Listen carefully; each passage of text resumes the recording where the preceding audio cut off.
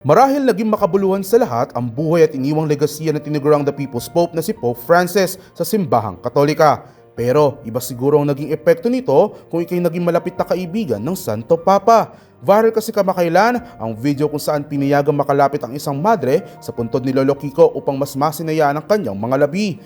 Siya si Sister Genevieve Janine Gross, ang 82-year-old French nun na naging matalik na kaibigan ni Pope Francis ng halos 4 na dekada.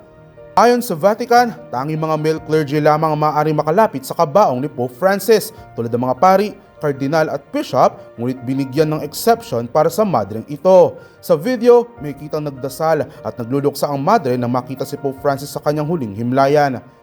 Nakilala ni Sister Genevieve si Pope Francis nang humingi ito ng tulong at hustisya na nooy kardinal pa lamang sa Buenos Aires, kung saan naging biktima ng karahasan ang isa sa kanyang mga kamag-anak. Kasagsagan noon ang tinatawag na Años de Plomo o Years of Lead, kung saan nasa ilalim ng military dictatorship ang Argentina at dito dinakip at pinapatay ang mga hinihinalang suspect na wala man lang tamang paglilitis.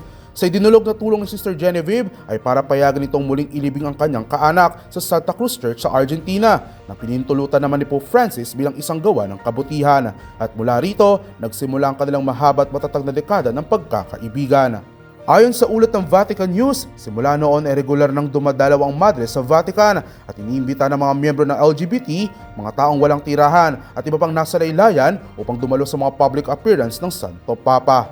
Para sa DZRH TV, ito si James Galange, una sa Pilipinas, una sa Pilipino.